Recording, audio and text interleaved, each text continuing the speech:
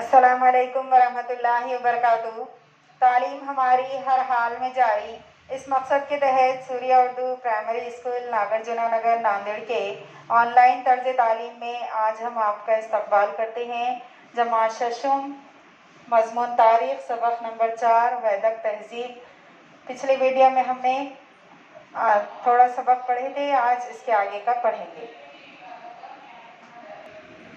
आने, किसी अन्य यानी जंगल में जाकर मुकम्मल यकसुई और तवज्जो के साथ किए गए गौर फिक्र को आने ग्रंथ में पेश किया गया है। इसमें यज्ञ की रस्म अंजाम देते हुए किसी किस्म की गलती सरजद ना हो, इस बात की ताकीद की गई है।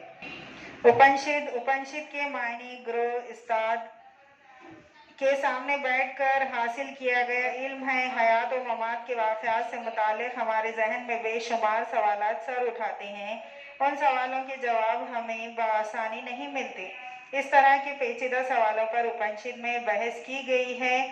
4 वेद, ब्राह्मण ग्रंथ, आनिक और उपनिषद की तख्लीक़ में तकरीबन 1500 बरस का अरसा लगा। उस अरसे में वैद के ज़माने की तहजीब में कई तब्दीलियाँ होती गई। उन तब्दीलियों में और वैदक ज़माने की अवामी ज़िंदगी का मुताला करने के लिए वैदक अदब ही अहम ज़रिया है। इसके बाद 4.2 ख़ानदानी निज़ाम रोज़मर्रा की ज़िंदगी। वैदक ज़माने में मुश्तरका ख़ानदान का चलन था। ख़ानदान का कफ़ील कमाने वाला मर्द करता घर का बड़ा यानी गृहपति हुआ करता था। उसके ख़ानदान में उसके बूढ़े माँ बाप, छोटे भाई और उन भाइयों का ख़ानदान, उसकी बीवी और बच्चे, उन बच्चों का ख़ानदान सभी शामिल हुआ करते थे। इस ख़ानदानी निज़ाम में मर्दाना तसल्लुत हुआ करता था। इब्तदाई ज़माने में लूपा, मदरा, गारुगी, मैत्रेयी जैसी कुछ आलिम व फाजिल ख़वातीन का जिक्र वैदक अदब में मिलता है, लेकिन धीरे धीरे औरतों पर पाबंदियाँ बढ़ती गई और उनका आइली और माशरती मकाम सानवी हैसियत इख्तियार करता गया। वैदिक ज़माने के मकानात मिट्टी या कुड़ के हुआ करते थे। घास या बेलों की मोटी मोटी टटियाँ बुन कर उन पर गोबर मिट्टी पोत कर तैयार की गई दीवार को कुड़ कहते हैं। इन मकानात के फर्श गोबर और मिट्टी से लिपे हुए होते थे। वो घरों के लिए गृह या शाला जैसे अल्फाज इस्तेमाल करते थे। वैदिक ज़माने के लोगों की ग़िज़ा में बतौर ख़ास गेहूँ, जौ, चावल जैसे अनाज शामिल थे। इन अनाजों से वो मुख्तलिफ चीज़ें बनाया करते थे। वैदिक अदब में यौ, गोधूम, विरही जैसे अल्फाज पाए जाते हैं। यौ यानी जौ, बार्ली, गोधूम यानी गेहूँ और विरही यानी चावल। दूध, दही, मक्खन, घी और शहद जैसी अशियाए खुर्दनी उन्हें बेहद पसंद थी। उड़द, माश, मसूर, तिल और गोश्त जैसी चीज़ें भी उनकी ग़िज़ा में शामिल थीं। वैदिक ज़माने के लोग ऊनी और सूती कपड़ों के लिबास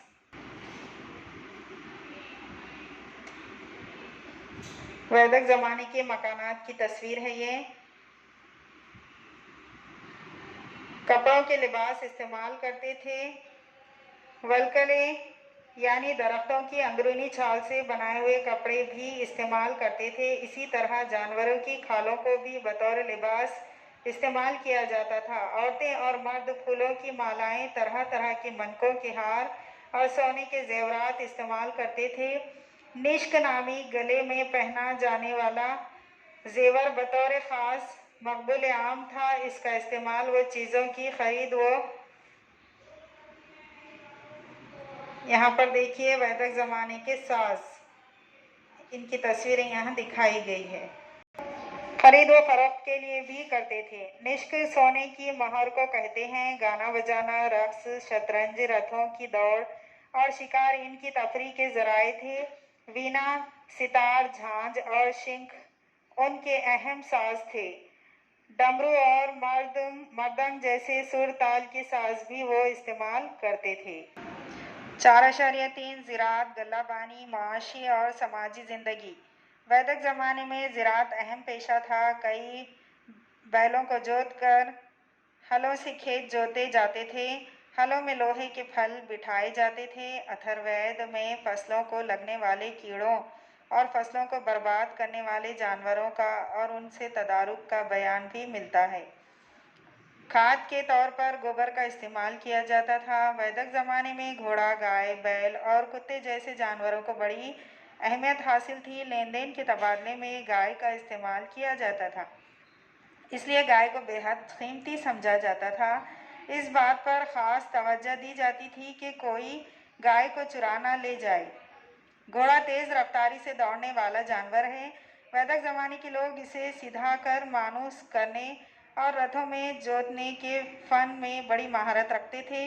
उस ज़माने के रथों के पहियों में सिलाइयाँ होती थीं। ठोस पहियों की बनिस्बत सिलाइयों वाले ये पहिए वज़न के लिहाज से हल्के होते थे। सही मानों में घोड़े जते हुए सिलाईदार पहियों वाले ये रथ बहुत तेज़ रफ्तार थे। यहाँ पर देखिए ये रथ की तस्वीर बताई गई, वैदिक ज़माने के रथ। जमा शशम के प्यारे तलबा और तालिबात, इस सबक को अपनी किताब में अच्छे से पढ़िए। इन वीडियोस को ज़्यादा से ज़्यादा देखिए, लाइक कीजिए, शेयर कीजिए और सब्सक्राइब कीजिए। फिर मिलेंगे। अल्लाह हाफिज़।